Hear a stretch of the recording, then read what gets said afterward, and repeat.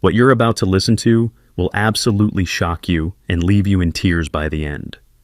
Before we begin, please hit that like button, share this story with your friends, and don't forget to comment below telling us where you're watching from. The rain hammered against the windshield like angry fists as Sarah pulled into the petrol station. Her 5-year-old son Noah pressed his face against the car window, watching the water cascade down in thick streams. Thunder rolled overhead, making the little boy jump. "Mummy, the sky is angry," Noah whispered, his breath fogging up the glass. Sarah glanced at her watch and sighed. They were already 40 minutes late for Noah's doctor's appointment, and this sudden storm had made driving nearly impossible. She needed petrol, but more than that, she needed a moment to collect herself. Being a single mother meant juggling everything alone, and days like this made her feel like she was drowning. "Just a quick stop, sweetheart," she said, reaching for her purse. "Stay in the car while I pay." But as Sarah stepped out into the pelting rain, Noah's small voice stopped her cold. "Mummy, look, there's someone sleeping by the bins." Sarah followed her son's pointing finger and froze. Curled up against the side of the petrol station, barely protected by a small overhang, was a massive German shepherd. The dog wasn't moving, not even a twitch when lightning flashed across the sky. "Oh no," Sarah muttered, her heart sinking. "The poor thing." She was about to shepherd Noah away when she noticed something that made her blood run cold. A piece of paper, soaked and crumpled, was tucked under the dog's collar. Even from a distance, she could see writing on it. "Is the doggy sleeping, Mummy?" Noah asked, his voice small and worried. Sarah's maternal instinct screamed at her to get back in the car, drive away, and pretend she'd never seen anything. They were late. This wasn't her problem. But something about the way the dog lay there, so still and vulnerable, tugged at her heart. "I don't know, baby. Let me just check." Against her better judgment, Sarah approached the dog slowly. The closer she got, the more her stomach twisted with dread. The German shepherd was breathing, but barely. Its ribs showed through matted wet fur, and there were cuts on its legs that looked infected. But it was the note that made her hands shake as she carefully pulled it free from the collar. The ink had run in places, but she could still make out the desperate scrawl. "Please help her. She's not just a dog. They're coming for her. Trust no one else." Sarah's heart pounded as she read the words again. What did that mean? Who was coming? And why did someone abandon this beautiful animal in such a cruel way? The dog's eyes suddenly opened, and Sarah gasped. They were the most piercing blue she'd ever seen, filled with such intelligence and pain that it took her breath away. The dog didn't growl or bark. Instead, it seemed to study Sarah's face with an intensity that made her feel like she was being judged. "Mummy!" Noah had gotten out of the car despite her instructions. "The doggy's awake!" "Noah, get back in the car right now," Sarah said firmly. But her son ignored her completely. Instead, Noah walked right up to the German shepherd and knelt down in the rain. Sarah's heart nearly stopped, expecting the dog to snap or show aggression. But something magical happened instead. The dog lifted its massive head and gently nuzzled Noah's small hand. The little boy giggled, completely unafraid. "She likes me, Mummy. Her eyes are like stars." Sarah stared in amazement. The dog that had seemed so broken and defeated moments ago now showed a spark of life. Its tail gave the faintest wag as Noah gently petted its head. "We have to help her," Noah said with the kind of certainty only children possess. "She's scared and hurt." "Noah, honey, we can't just take a strange dog. She might be sick or dangerous or—" "She's not dangerous," Noah interrupted, something he never did. "Look at her eyes, Mummy. She's asking for help." Sarah looked into those blue eyes again and felt something shift inside her chest. The dog wasn't just looking at her, it was pleading with her, trusting her. "Noah, we're already late for your appointment. We can't." "Please, Mummy." Noah's own eyes filled with tears. "She needs us. Can't you see? She's all alone." The words hit Sarah like a physical blow. Alone. She knew exactly how that felt. Every night after putting Noah to bed, every morning getting him ready for school by herself, every decision she had to make without a partner. She understood being alone in a world that seemed too big and too scary. "The vet is closed today because of the storm," Sarah said, more to herself than to Noah. "Even if we wanted to help." But Noah was already moving. He took off his little raincoat and gently draped it over the dog's back. The German shepherd looked at him with such gratitude that Sarah felt tears mixing with the rain on her face. "We can't leave her here, Mummy." What if the bad people come back? Bad people? Sarah looked at the note again, focusing on the words she'd tried to ignore. They're coming for her. A chill ran down her spine that had nothing to do with the rain. What bad people, Noah? The ones who hurt her. Can't you see the marks on her legs? Someone was mean to her. Noah's voice was matter-of-fact, but his small hands were gentle as he continued petting the dog. She's scared they'll find her. Sarah knelt down beside her son, really looking at the dog for the first time. Noah was right. Those weren't just cuts from being outdoors. They looked deliberate. Old scars mixed with fresh wounds. Someone had hurt this animal systematically. The dog seemed to sense Sarah's change of heart. It struggled to sit up, despite obviously being in pain, and placed one massive paw on Sarah's knee. The gesture was so human, so desperate, that Sarah made a decision that would change everything. "Okay," she whispered. "Okay, we'll help her." Noah's face lit up like Christmas morning. "Really? Really? But we have to be careful. She's hurt, and we don't know what's wrong with her." Getting the German Shepherd into their small car was no easy task. The dog was weak and clearly in pain, but she seemed to understand they were trying to help. She allowed Sarah and Noah to guide her into the back seat, where she immediately curled up and closed her eyes. As they drove away from the petrol station, Sarah couldn't shake the feeling that they were being watched. She checked her mirrors repeatedly, but saw nothing unusual. Still, the note's warning echoed in her mind. Trust no one else. "What should we call her?" Noah asked, twisted around in his seat to watch the dog. "We're not keeping her, Noah. We're just helping her until we can find her real family." "She doesn't have a real family," Noah said with startling conviction. "That's why she was all alone, and her name is Luna." "Luna?" "Because her eyes shine like the moon." Noah reached back and gently touched the dog's head. "Don't you, Luna?"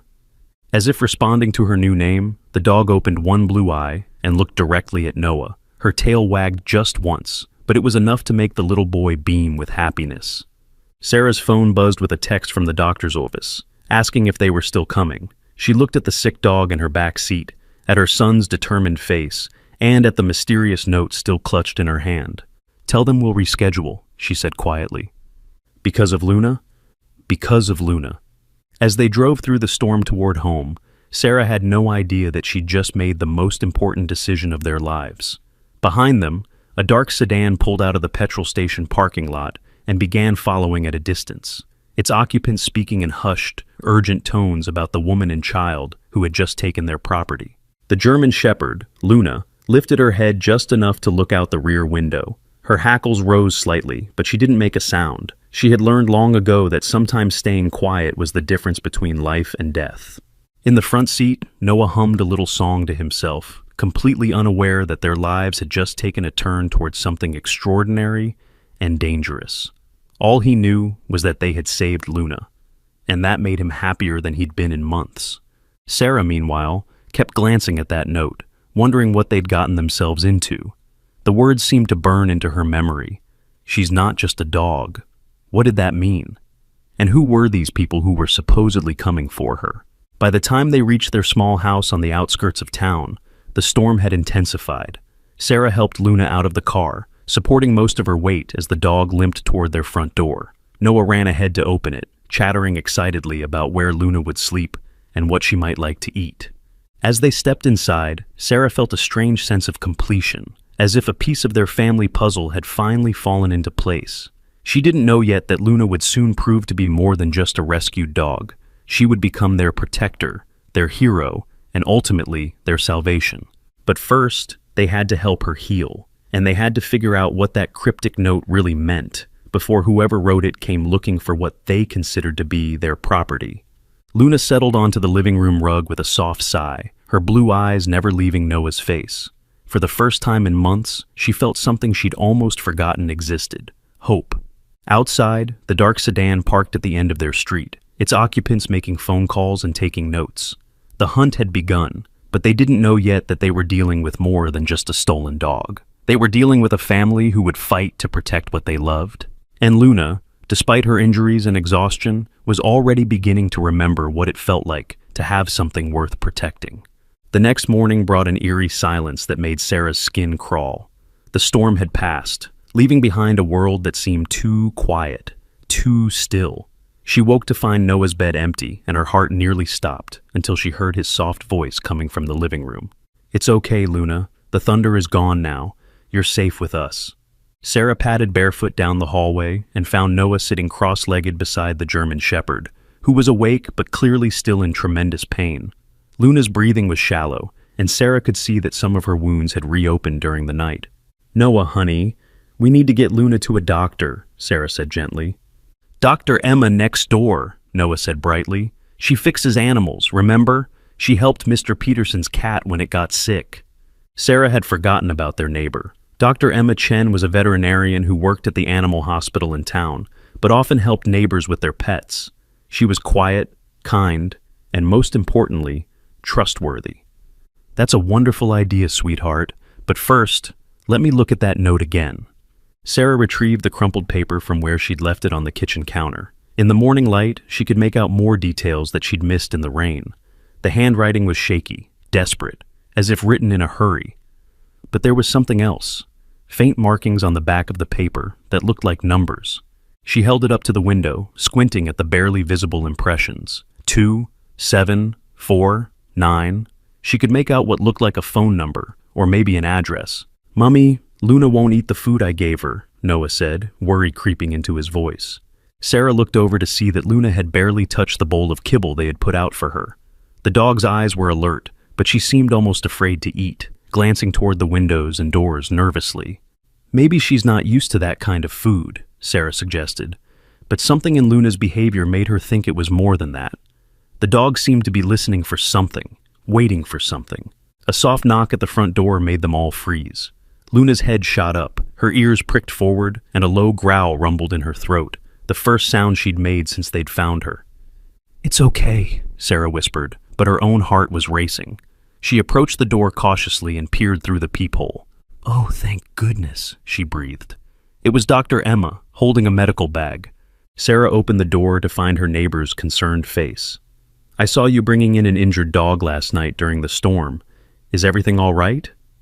"Dr. Emma, I'm so glad you're here. This is Luna. We found her abandoned at the petrol station. She's hurt pretty badly." Dr. Emma stepped inside and immediately went into professional mode. She knelt beside Luna slowly, speaking in gentle tones. "Hello, beautiful girl. Can I take a look at you?" Luna's growling stopped the moment Dr. Emma spoke. It was as if she recognized something trustworthy in the veterinarian's voice. She allowed Dr. Emma to examine her, though she never took her eyes off the windows. "These wounds are definitely not from living rough," Dr. Emma said quietly, her face growing dark. "Someone did this to her deliberately. Look at these marks on her neck. They're from a shock collar, and these cuts on her legs, they're too precise to be accidental." Sarah felt sick. Who would do such a thing? Puppy mills, illegal breeding operations, dog fighting rings. There are unfortunately many people who see animals as nothing more than money makers. Dr. Emma continued her examination, her hands gentle but thorough. "But there's something else, Sarah. She's pregnant." "Pregnant?" Noah's eyes went wide. "Luna's going to have puppies?" "Yes, and soon, from the looks of it, maybe a week or 2 at most." Dr. Emma's expression was grave. "She's severely malnourished, which means the pregnancy is high risk. She needs immediate care, proper nutrition, and a safe place to deliver." Sarah sank into her chair, overwhelmed. She'd gone from rescuing one dog to potentially caring for an entire litter. "I don't know if I can handle all of this. I'm barely managing as it is." "The good news is that she trusts you," Dr. Emma said. "Look at how she's positioning herself. She's keeping you and Noah in her line of sight while watching the exits. She's appointed herself as your guardian." As if to prove the point, Luna struggled to her feet and moved to position herself between the front door and Noah. Despite her obvious pain, her stance was protective, alert. "She's guarding us?" Noah asked in wonder. "More than that, she's chosen you as her pack. That's incredibly rare for a dog who's been abused like this." Dr. Emma began pulling supplies from her bag. "I'm going to clean her wounds and give her some antibiotics. But, Sarah, there's something else you need to know." The serious tone in Dr. Emma's voice made Sarah's stomach clench. "What?" "These injuries, the systematic nature of the abuse, the shock collar marks, this looks like the work of professional criminals. If they abandoned her, it might be because she's no longer useful to them. But if she's pregnant with valuable puppies, They might come looking for her, Sarah finished, the words tasting like ash in her mouth. It's possible. You might want to contact the police just to be safe. Sarah thought about the note again, about the warning not to trust anyone, but surely the police would help, wouldn't they? As Dr. Emma worked on cleaning Luna's wounds, Noah sat beside them, gently stroking the dog's head. Don't worry, Luna. We won't let the bad people hurt you anymore. Luna looked at the little boy with such intensity that it took Sarah's breath away. There was something almost human in that gaze, as if the dog understood every word and was making her own promises in return. Dr. Emma, there was a note with her when we found her. It had some strange writing on the back, numbers. Do you think they might mean something? Dr. Emma paused in her work. What kind of numbers? Sarah showed her the paper, pointing to the faint markings. Dr. Emma squinted at them, then pulled out her phone's flashlight to get a better look. These look like registration numbers, she said slowly, possibly kennel registration or breeding certificates. Sarah, this could be important evidence. Evidence of what? Of where she came from. Professional breeding operations keep detailed records, especially if they're running an illegal puppy mill. These numbers might lead back to whoever did this to her. Sarah felt a chill run down her spine. Should I call the police now? Before Dr. Emma could answer, Luna suddenly stood and walked to the front window. Her hackles rose, and she began a low, continuous growl that made the hair on Sarah's arms stand up. What is it, girl? Dr. Emma whispered. Noah joined Luna at the window, peering out through the curtains. There's a car out there, Mummy. It's been sitting there for a long time. Sarah's blood ran cold. She moved to the window carefully, staying hidden behind the curtain. A dark sedan was parked at the end of their street, and she could see at least 2 figures inside. How long has it been there? She asked, trying to keep her voice calm. Since before Dr. Emma came. I saw it when I was watching for her. Dr. Emma finished bandaging Luna's wounds quickly. Sarah, I think you should call the police right now. This doesn't feel like a coincidence. She wants to go outside, Noah said. No, Noah. If those people are watching the house... But Luna's agitation was increasing. She ran back to Noah, gently grabbed his sleeve with her teeth, and tried to pull him toward the back door. I think she's trying to tell us something, Dr. Emma said. Dogs have instincts we don't understand sometimes. Sarah looked out the front window again. The car was still there, but now she could see one of the occupants talking on a phone, making plans, calling for backup. We need to get out of here, she said suddenly. I don't know who those people are, but Luna's terrified. And that note warned that they were coming for her. Where would you go? Dr. Emma asked. I have a friend who lives on a farm about an hour outside of town. Lucy would let us stay there while we figure this out. Dr. Emma nodded. That might be wise. Luna needs a quiet place to recover anyway, and if she's going to give birth soon, she'll need somewhere she feels safe. They quickly gathered essential supplies, food, clothes, Luna's new medications. Sarah tried to act normal, not wanting to alert whoever was watching that they suspected anything.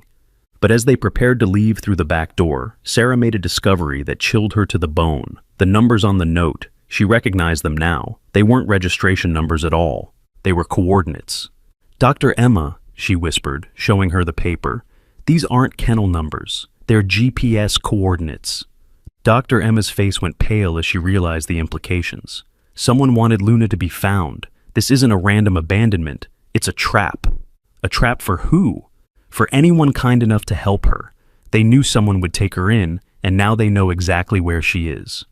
Luna whined softly, as if she understood their conversation. She moved to Noah and pressed against him protectively, her blue eyes filled with an intelligence that seemed almost supernatural. Mummy, Luna says we have to go now, Noah said with the matter-of-fact tone children use when they believe something completely. How do you know what Luna says, sweetheart?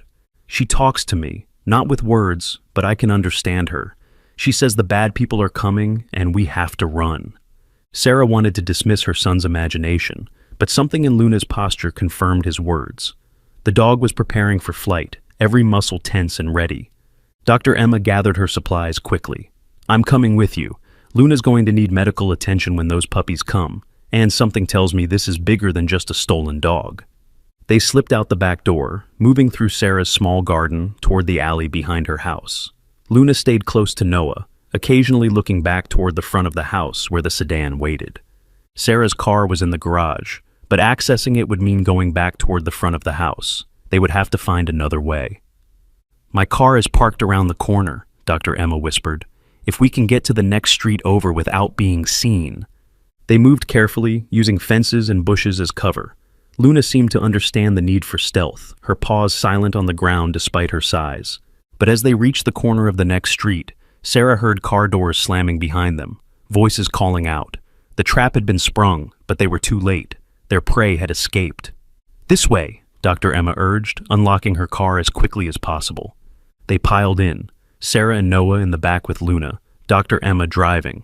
As they pulled away, Sarah looked back to see two men in dark clothes standing in her front yard, one speaking urgently into a phone. "They're in my house," she whispered. "They're actually in my house." Noah wrapped his arms around Luna, who had curled up to make herself as small as possible. "It's okay, Luna. We're all together now. They can't hurt you anymore." But Luna's expression suggested she knew better. She'd been running from these people for a long time, and she knew they wouldn't give up easily. The difference was that now she had something to fight for, this little boy who spoke to her without words, and the woman who'd risked everything to save her. As Dr. Emma drove toward the outskirts of town, taking back roads and checking her mirrors constantly, Sarah called her friend Lucy to explain the situation. Lucy, bless her heart, didn't ask too many questions. She just said to come quickly, and that they'd figure everything out once they were safe.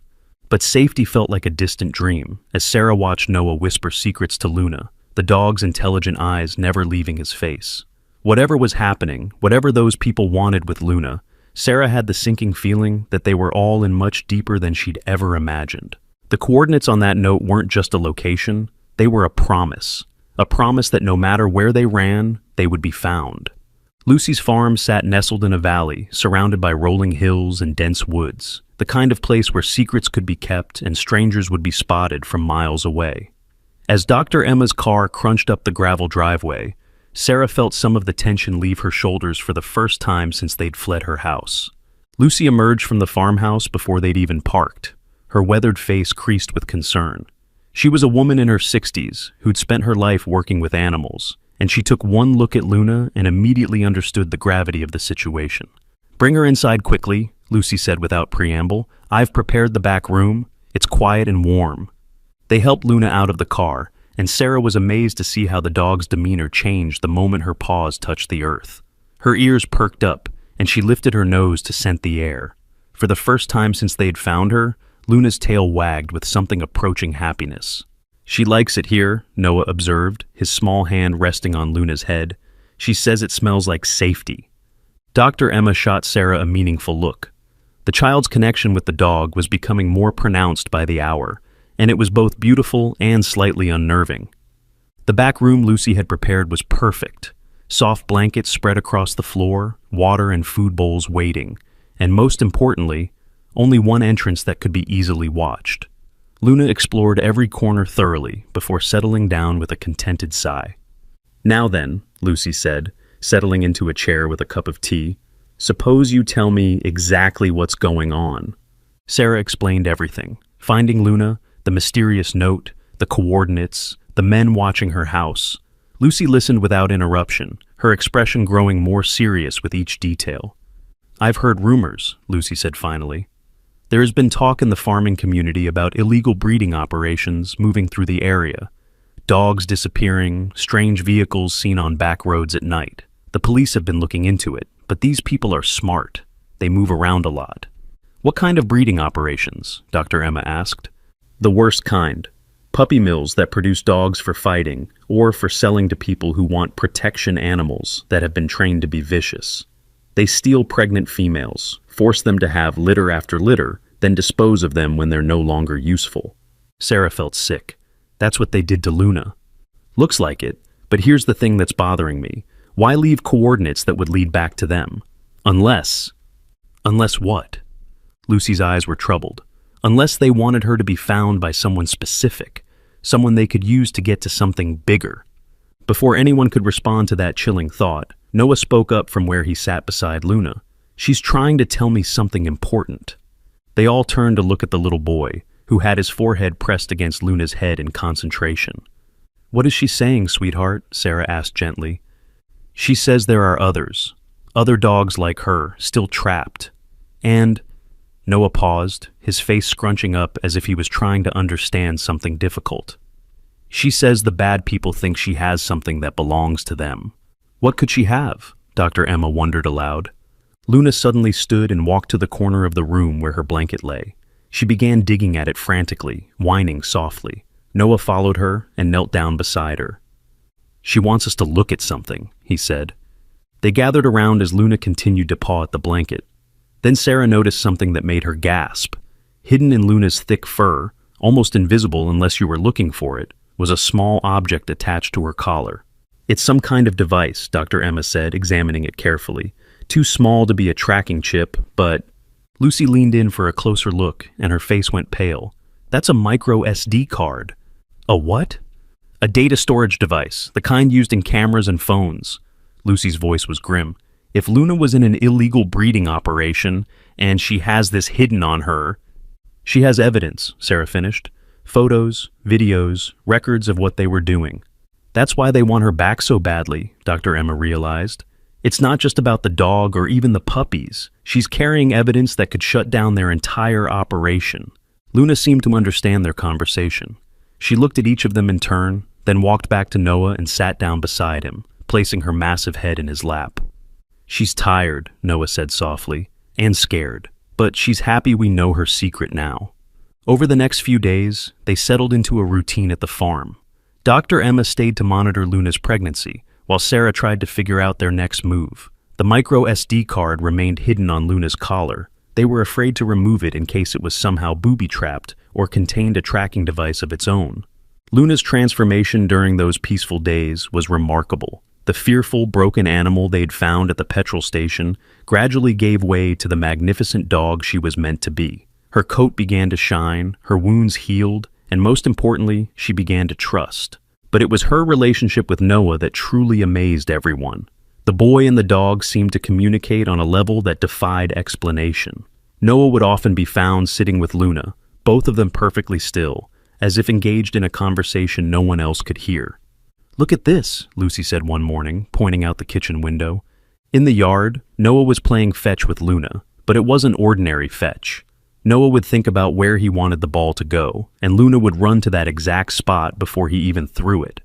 When Noah got tired and sat down, Luna immediately came to lie beside him, not because he called her, but because she somehow knew he needed comfort. "It's like she can read his mind," Sarah murmured. "Or maybe he can read hers," Dr. Emma suggested. "Some children have a natural ability to connect with animals on an intuitive level. Noah might be one of those rare kids."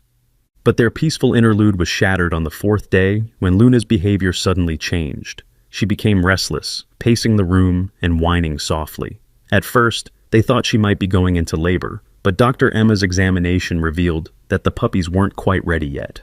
"Something's wrong," Noah announced, pressing his hand against Luna's side. "She says they're coming. The bad people found us." Sarah felt her blood turn to ice. "That's impossible. We were careful. No one followed us." But Luna's agitation was increasing by the minute. She kept going to the window and looking out toward the road, her hackles raised. Lucy grabbed a pair of binoculars and scanned the horizon. "I don't see anything, but Luna's instincts are probably better than ours." They spent the rest of the day on high alert, taking turns watching the roads that led to the farm. Nothing. No suspicious vehicles, no strangers asking questions in town. But Luna remained anxious, refusing to eat and staying close to Noah at all times. That night, Sarah woke to the sound of Luna's low growling. The dog was standing at the bedroom window, every muscle tense. Sarah crept over to look out, but saw only darkness and the familiar shapes of farm buildings. Then she heard it, the distant sound of car engines, running without headlights. "Dr. Emma," she whispered urgently, shaking her friend awake. "They're here." Within minutes, they had Luna and Noah in the back room, lights off, waiting in tense silence. Lucy grabbed an old hunting rifle from her closet, her hand steady despite her age. "How many vehicles?" she whispered. Sarah peered carefully through a crack in the curtains. "I can see at least 3, maybe 4. The cars were positioning themselves around the farmhouse, cutting off escape routes with military precision. These weren't random criminals, they were professionals. Luna's growling intensified, and Noah wrapped his arms around her neck. "She says they have guns," he whispered. "And they're not just here for her anymore. They want us, too." Why would they want us? Sarah asked, but even as she said it, she realized the answer. They were witnesses now. They knew too much. A spotlight suddenly blazed to life outside, flooding the farmhouse with harsh white light.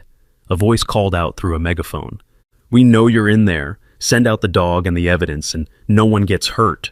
Lucy snorted quietly. "Right, because criminals are always so trustworthy." "What do we do?" Dr. Emma whispered.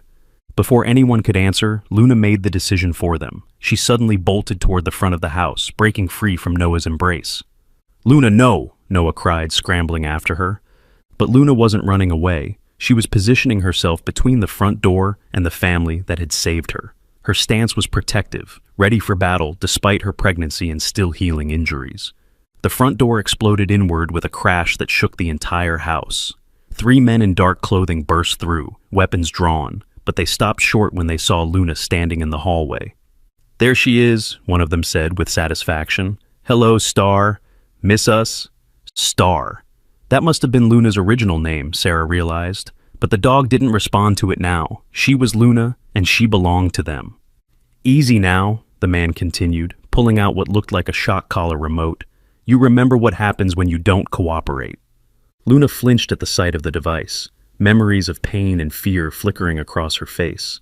For a moment, Sarah thought she might submit, might remember her training to obey these monsters. Instead, Luna did something that shocked everyone in the room. She began to howl. It wasn't the sound of a dog in pain or fear. It was a battle cry, a call to arms that seemed to echo across the entire valley. And amazingly, it was answered. From somewhere outside came the sound of barking, lots of barking, then more sounds, as if every dog within miles was responding to Luna's call.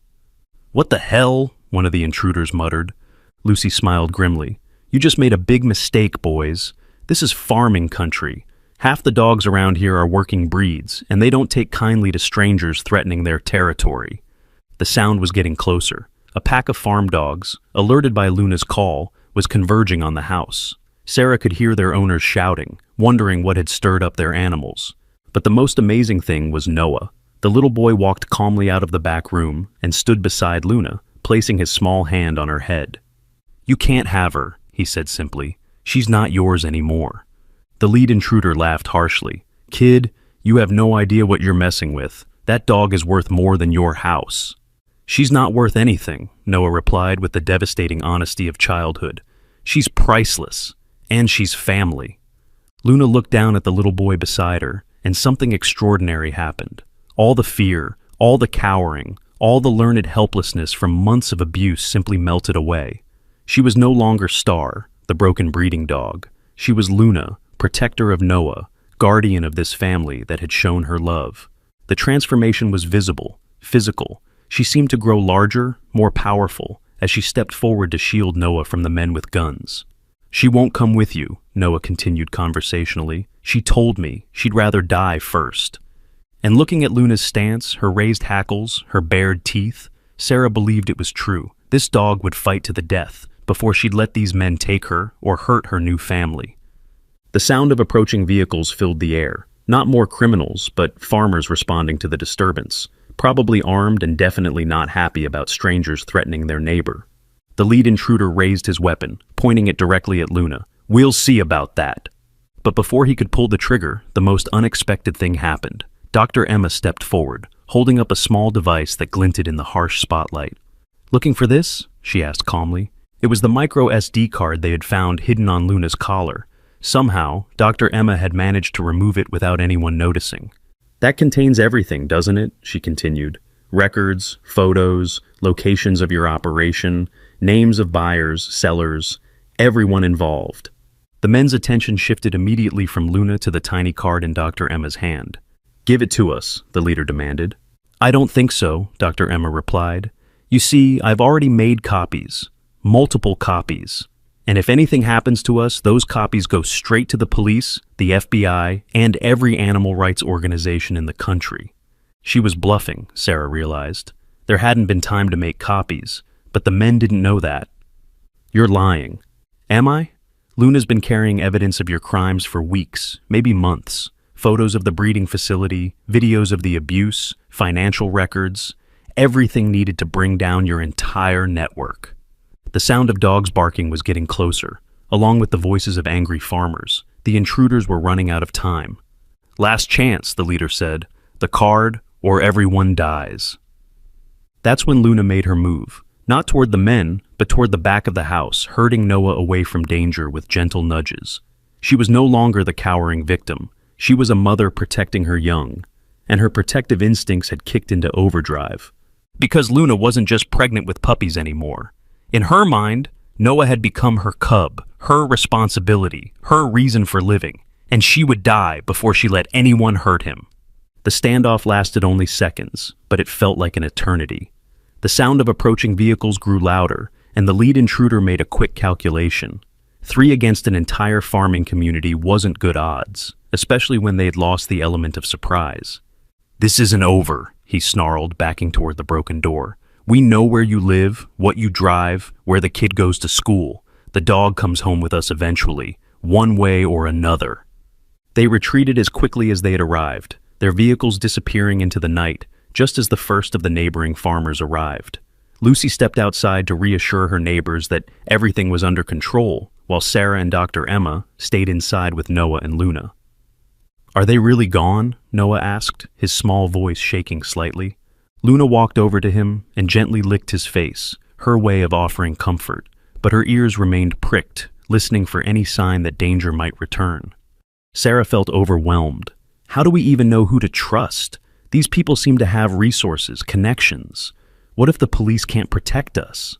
Before anyone could answer, Luna suddenly stiffened and let out a sharp whine. She looked around frantically, then began pacing in tight circles. "What's wrong with her?" Lucy asked, coming back inside. Dr. Emma immediately went to examine Luna, and her face went pale. "She's going into labor. The stress from tonight has triggered early delivery." "But you said the puppies weren't ready yet." "They're not. This is exactly what I was afraid of. Her body can't handle much more trauma."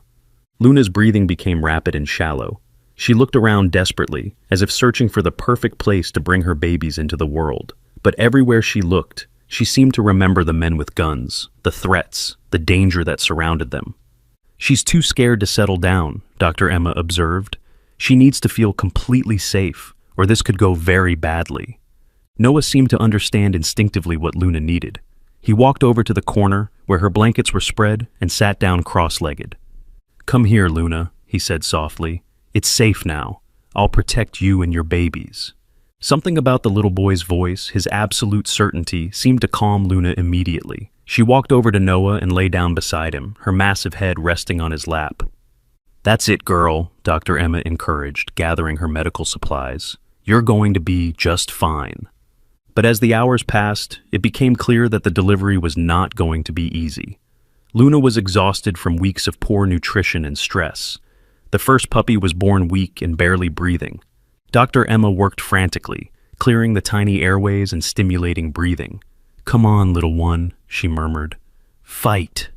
Noah watched with wide eyes as Dr. Emma performed what amounted to CPR on a puppy no bigger than his fist. "Is it going to die?" he whispered.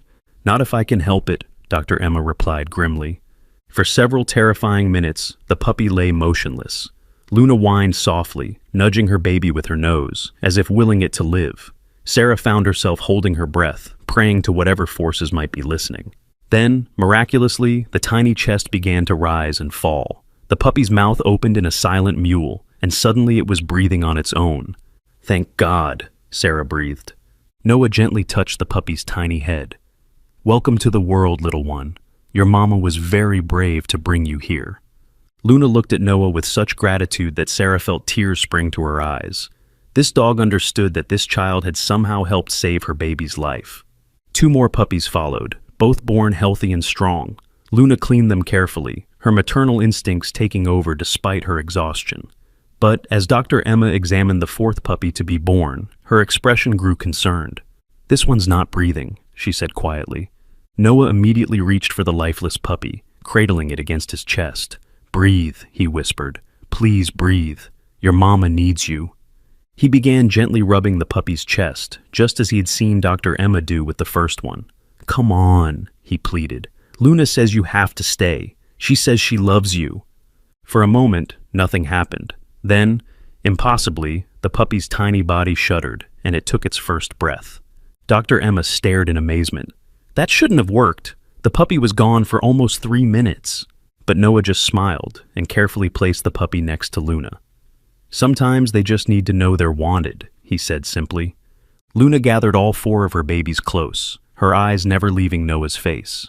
Whatever connection existed between the boy and the dog had grown even stronger during this crisis. As dawn broke over the farm, they had 4 healthy puppies and 1 exhausted but proud mother. Luna seemed transformed by motherhood, her protective instincts now extending to her babies as well as to Noah. But their moment of peace was shattered when Lucy's phone rang. "It's the police," she said, her face grave as she hung up.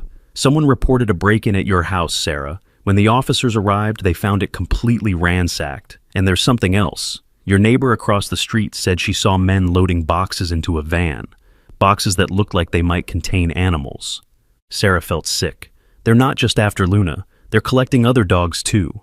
"It gets worse," Lucy continued. "The police ran a check on those license plates from the vehicles we saw last night. They're registered to a shell company that's been linked to illegal animal trafficking operations across 3 states. Dr. Emma pulled out the micro SD card. "Then we need to get this to the FBI immediately. If it contains what I think it does, it could shut down their entire network." But even as they made plans to contact the authorities, Sarah couldn't shake the feeling that they were still in danger. The men who'd broken into the farmhouse had seemed too confident, too prepared. They knew something that Sarah and her friends didn't. That afternoon, while Luna slept peacefully with her puppies, Noah made an announcement that chilled everyone to the bone. "Luna says the bad people are coming back tonight," he said matter-of-factly, "and this time, they're bringing a lot more friends." "How could she possibly know that?" Sarah asked, though she'd learned to trust Noah's interpretations of Luna's messages. "She can smell them. They left something behind last night, something that tells her they're tracking us." Dr. Emma immediately began examining Luna more thoroughly, running her hands through the dog's fur. "Here," she said suddenly, "there's something embedded under her skin, right behind her left ear." It was tiny, barely visible, but definitely artificial. A tracking chip, but not the kind used for pet identification. They've been able to follow her anywhere she goes, Dr. Emma realized. That's how they found her at the petrol station, at your house, here at the farm. "Can you remove it?" Sarah asked. "I can try, but I'll need to sedate her. And with the puppies just born..." "Do it," Lucy said firmly. "If we don't, we'll never be safe." The procedure was delicate and dangerous. Luna had to be kept conscious enough to nurse her babies, but relaxed enough for Dr. Emma to make the precise incision needed to remove the chip. Noah stayed by Luna's side throughout the entire process, whispering encouragement and keeping her calm. "It's okay, Luna. Dr. Emma is helping you. Soon the bad people won't be able to find you anymore." When Dr. Emma finally extracted the tiny device, it was smaller than a grain of rice, but obviously sophisticated.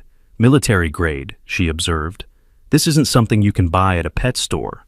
"Which means these people have serious backing," Lucy said grimly.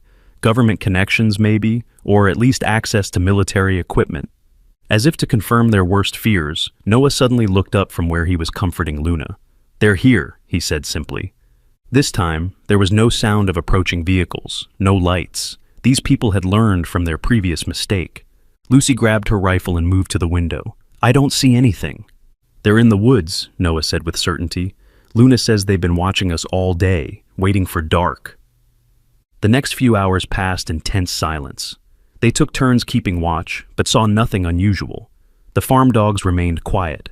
Even Luna seemed calm, focused entirely on her new babies. But as midnight approached, Luna's behavior changed. She began gathering her puppies closer, her body tense with anticipation. "Something's wrong," Noah whispered. "Luna says they're not here for her anymore." "What do you mean?" "They want the puppies. They think the puppies are special too." Before anyone could ask what he meant, the power went out. The farmhouse was plunged into complete darkness. "That's not an accident," Lucy muttered. "They cut the lines." In the darkness, they heard Luna's low growl, more menacing than any sound she'd made before. She was no longer just protecting herself, or even Noah. She was protecting her babies, and nothing on earth was more dangerous than a mother defending her young. The first sign of intrusion came not from the doors or windows, but from above. footsteps on the roof, moving with practiced stealth. "They're coming through the attic," Dr. Emma whispered. Luna rose carefully, leaving her puppies in their warm nest, and positioned herself between them and the ceiling. Her hackles were raised, and her teeth were bared in a snarl that would have terrified a lion. The sound of splintering wood came from overhead, followed by a soft thud as someone dropped into the house. But this time, Luna didn't wait to be cornered. She attacked. The sound that erupted from the darkness was unlike anything Sarah had ever heard. Part roar, part howl, part something primal that spoke of millennia of wild ancestry.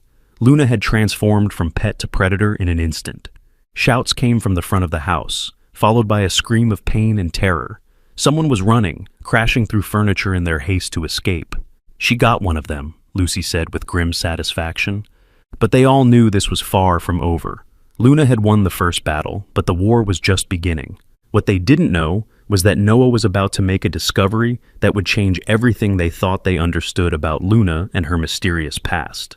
Comment below if you think Luna and her puppies will survive what's coming next, because what Noah discovers will shock you to your core. In the chaos that followed Luna's attack, emergency lights flickered on throughout the house as Lucy's backup generator kicked in.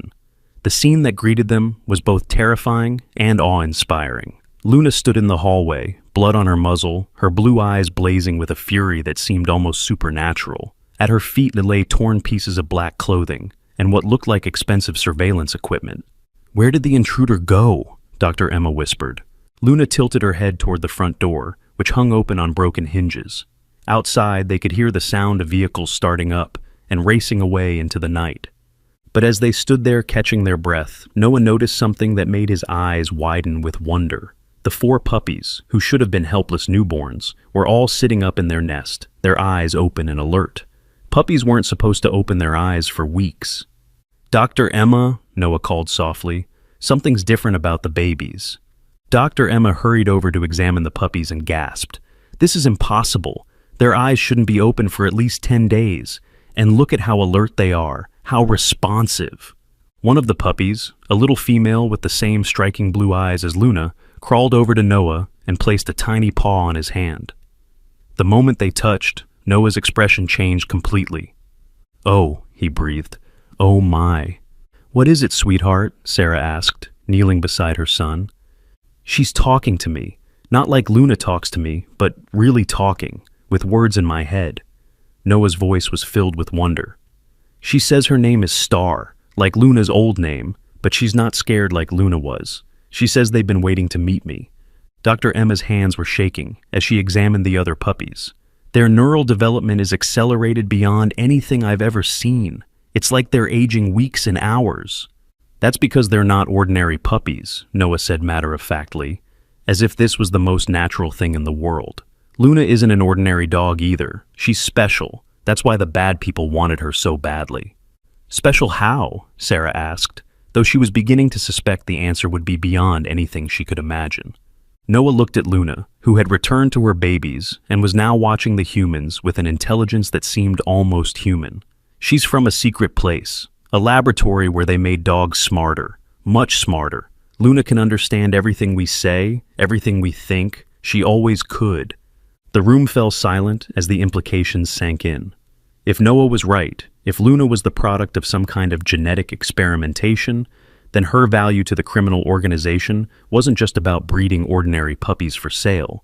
"The micro SD card," Dr. Emma said suddenly, "if it contains evidence of genetic experimentation on animals, it would be worth millions to the right buyer," Lucy finished grimly, "or to the wrong one." As if summoned by their conversation, Luna walked over to Dr. Emma and gently took the woman's hand in her mouth, leading her to a corner of the room. There, she began pawing at the floorboards with deliberate precision. "She wants us to look under the floor," Noah translated. Lucy grabbed a crowbar from her tool shed, and together they pried up the loose floorboard Luna had indicated. Hidden underneath was a small waterproof container. Inside the container were documents. Official-looking papers with government seals, laboratory reports, and photographs that made Sarah's stomach turn. The photos showed dozens of dogs in sterile laboratory conditions, wired with monitoring equipment, undergoing procedures that looked more like torture than science. "Project Cerebrum," Dr. Emma read from one of the documents. Neural enhancement protocols for canine subjects. Funded by... She trailed off, her face going pale. Funded by who? Sarah demanded. The Department of Defense. This was a military project, Sarah. They were creating super-intelligent dogs for espionage and warfare. One photograph in particular caught their attention. It showed a younger Luna, before the scars, before the abuse, wearing a collar with the number 47, and looking directly at the camera with those same piercing blue eyes. Subject 47 shows unprecedented neural development, Dr. Emma read from the accompanying report. Intelligence quotient estimated at near-human levels. Telepathic capabilities confirmed. Subject has demonstrated ability to communicate complex concepts through psychic connection with handlers. Recommend immediate classification as top secret. Telepathic capabilities, Sarah repeated faintly. You mean Noah isn't imagining their connection? Look at this, Lucy said, pointing to another document. Subject 47 was scheduled for termination when the project was shut down, but she escaped during a facility fire, along with several other enhanced subjects. Noah was sitting with all 4 puppies now, his eyes closed in concentration. When he opened them, his expression was grave beyond his years. Luna says the bad people aren't criminals, he announced. They're from the government. They want to restart the project, but they need Luna and her babies to do it. Government agents? Sarah felt her world tilting. But they broke into our house, threatened us with guns. Black ops, Lucy said grimly. Off-the-books operations that don't officially exist. If they're willing to kill to get Luna back, it means this project is worth more than we can imagine. Dr. Emma was still reading through the documents. According to this, the enhanced dogs were designed to be the perfect soldiers. They could infiltrate enemy territory, gather intelligence, even carry out assassinations. But the program was canceled when several subjects became too intelligent to control. Too intelligent how? Sarah asked. They started making their own decisions about right and wrong, refusing orders they considered immoral. Some even turned against their handlers to protect innocent people. Luna walked over to the scattered documents and carefully picked up one particular photograph with her teeth. She brought it to Noah, who studied it intently. This is the place where Luna was born, he said, but it's not destroyed. They rebuilt it somewhere else, and they've been trying to recreate the experiments ever since. That's why they need Luna. She's the only successful subject still alive. The little puppy called Star crawled into Noah's lap and nuzzled against his neck. Suddenly, Noah stiffened. They're coming back, he said urgently. Not tonight, but soon. And this time, they're bringing the scientist who created Luna. He knows how to control her. Control her how? Dr. Emma asked. Before Noah could answer, Luna herself provided the demonstration. She walked to the center of the room and sat perfectly still. Then, to everyone's amazement, she began to speak. Not bark, not whine, speak. Her voice was rough, unused to forming human words, but unmistakably intelligent. Danger, she said slowly. Protect Noah. Sarah nearly fainted. Dr. Emma grabbed the back of a chair for support. Even Lucy, who thought she'd seen everything in her 70 years, stood with her mouth hanging open. You can talk, Sarah whispered. Luna nodded, a distinctly human gesture. Always, could, not, safe, be for. Why is it safe now? Luna looked at her puppies, then at Noah. Babies need protection, no more hitting. Over the next hour, Luna's story emerged in halting words and Noah's translation of her thoughts. She had been born in a laboratory, subjected to genetic modifications that enhanced her intelligence far beyond normal canine limits. When the project was shut down, she and other enhanced dogs were scheduled for elimination to preserve the secret. Luna had escaped during a staged fire that was meant to destroy all evidence, but she wasn't free. Rogue elements within the military had continued the experiments in secret, using her offspring to create a new generation of enhanced animals for sale to the highest bidder. The puppies, Dr. Emma realized.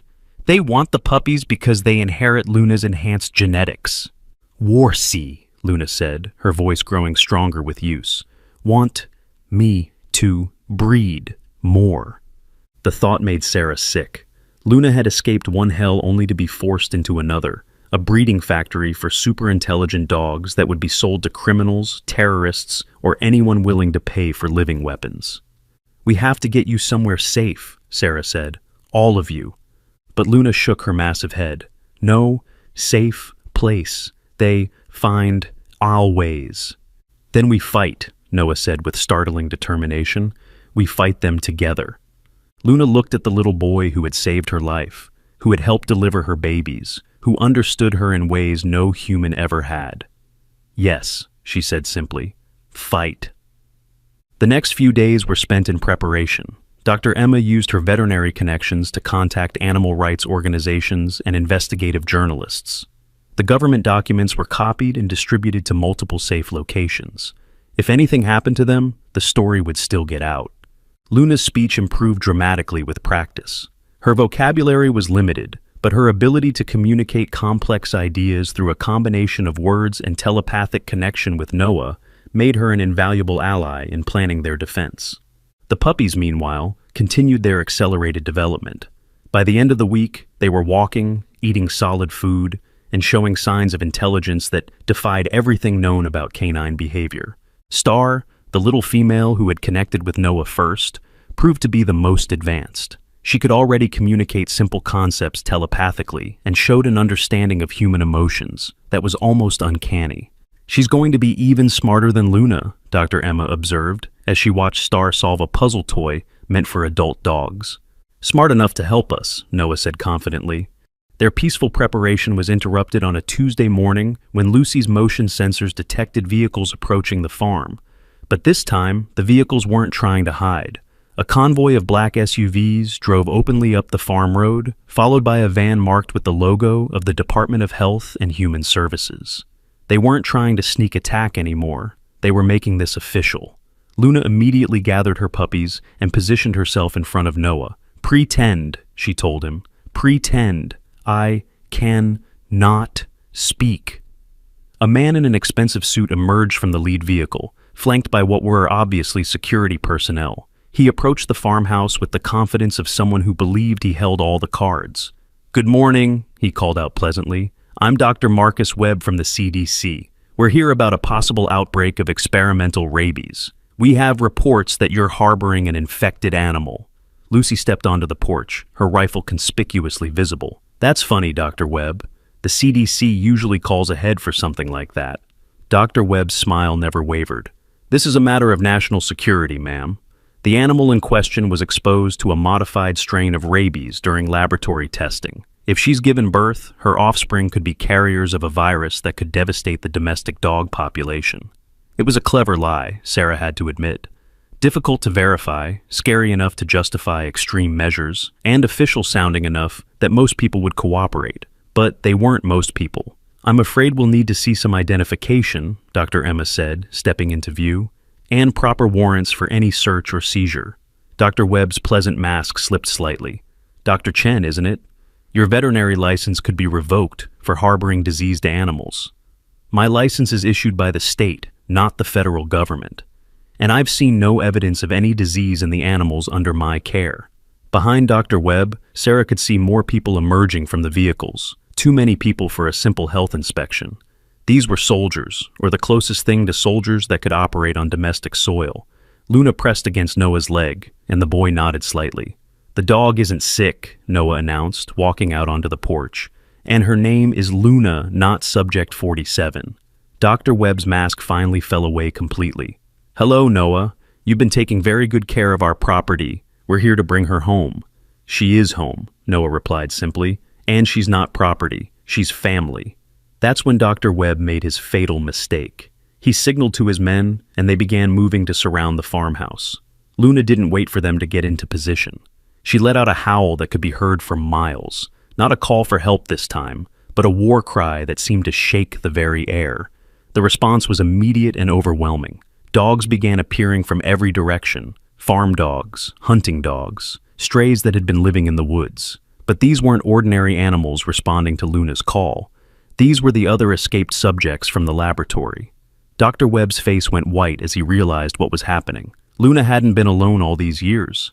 She'd been gathering the other enhanced dogs, building a pack, preparing for this moment. The battle for Luna's freedom was about to begin, and the outcome would determine not just her fate, but the future of genetic experimentation on animals forever. Tell us in the comments what you think will happen when these super intelligent dogs face off against the government agents who created them.